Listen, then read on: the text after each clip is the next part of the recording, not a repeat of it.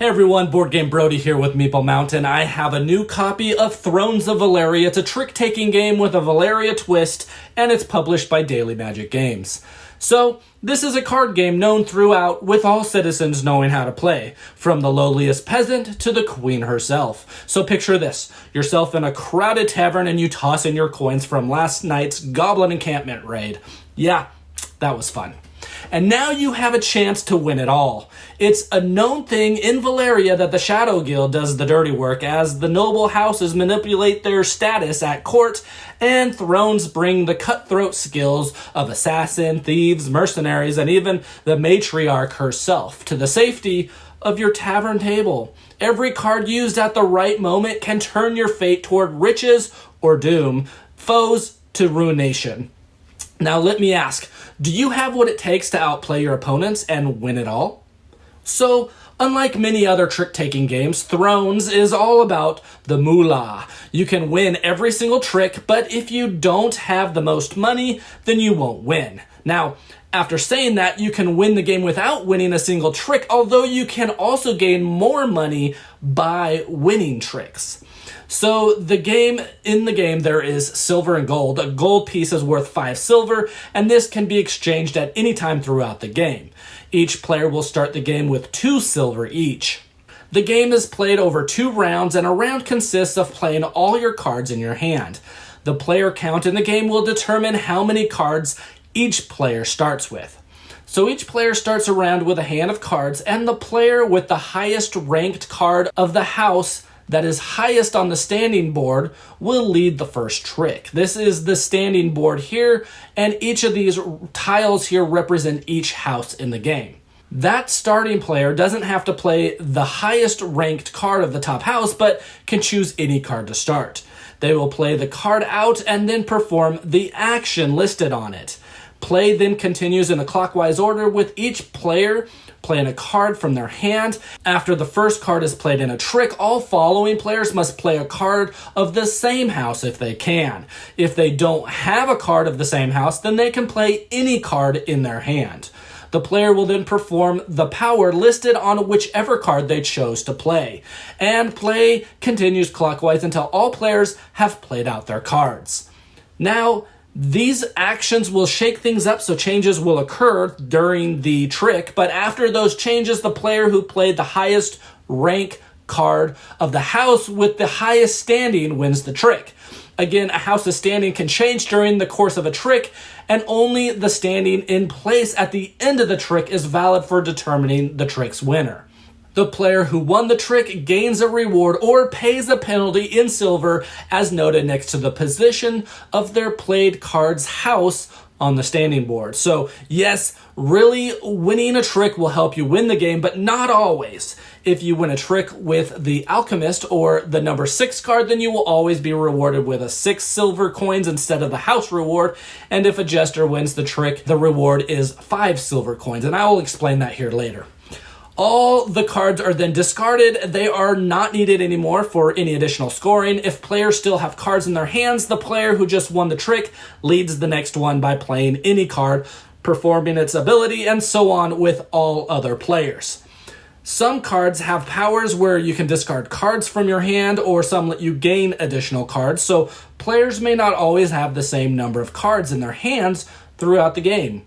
If a player has no more cards in their hand, then the round is over and the remaining cards left in other players' hands are discarded.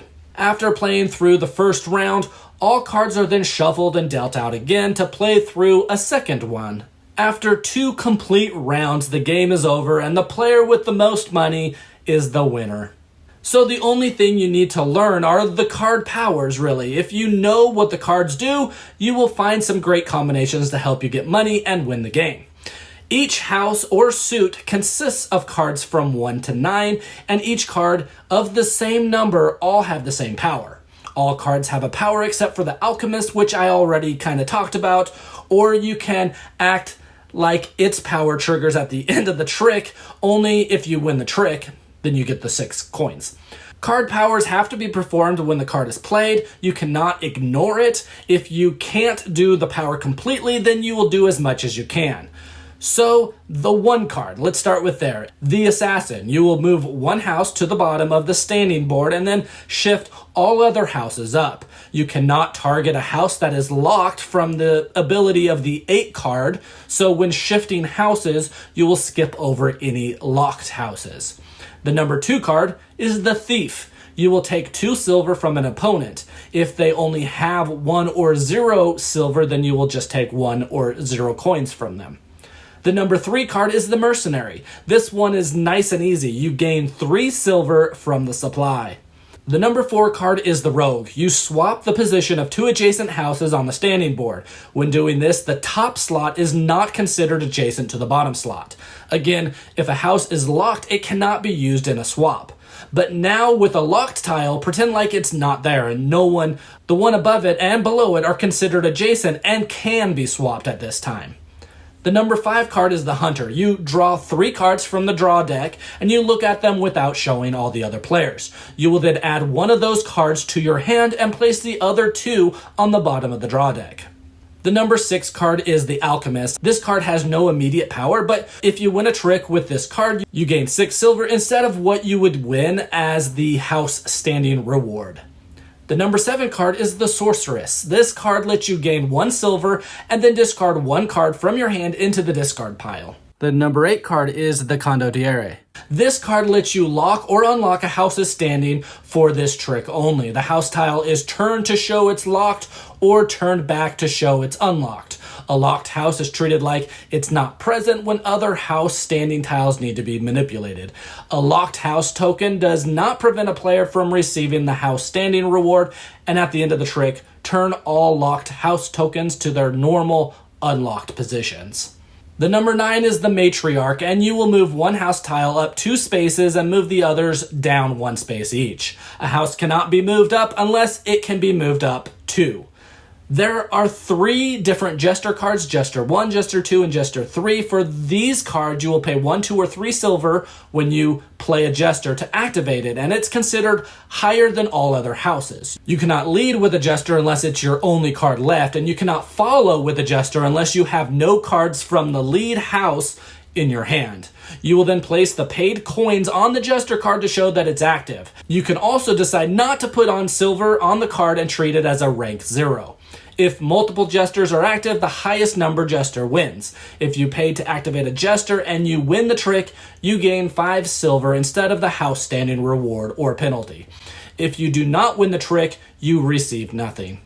And well, that's how you play Thrones of Valeria. It's all about the money and about situating the house tile strategically to win the house standing reward at the end of each turn. It's twofold.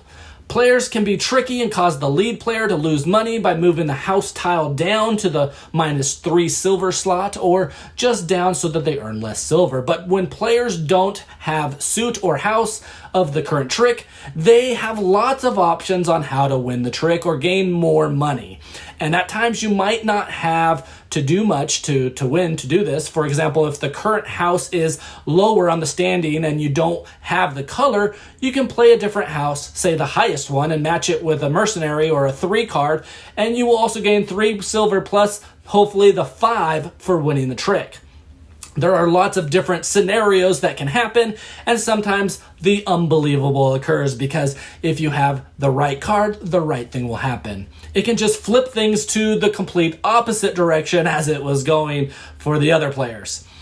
It's a very enjoyable trick-taking game where winning the trick is still important, but not as important as what card with the number that you use at the right time, because that will really give you more money or let you change what trump is.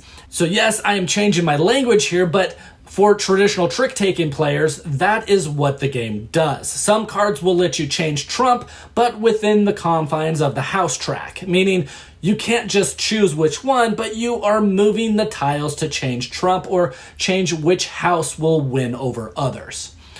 The money aspect of the game is a neat way to be able to lose tricks, but still stick in the game. You know, the game isn't just the player who wins the majority of tricks wins, but it becomes a player who plays their cards more strategically, who still gains money when losing, but then knows how to use their cards in the way so that when they win big.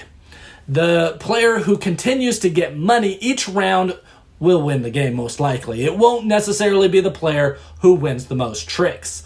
If you have played a trick-taking game, this game will come easy to you and you will be able to take off pretty quickly. If new, you just need to follow the rules, and then to find who the winner is of the hand, you will see whoever has the highest card of the house or suit that is highest on the house order track. I love seeing Valeria themed mixed into a trick-taking game, and I'm a fan of both of those things. So toss your coins at the tavern with your family and friends in Thrones of Valeria by Daily Magic Games. Again, this is Board Game Brody, and I hope you enjoyed this video. Stick around and check out some other board game reviews to see what you might want to get to the table.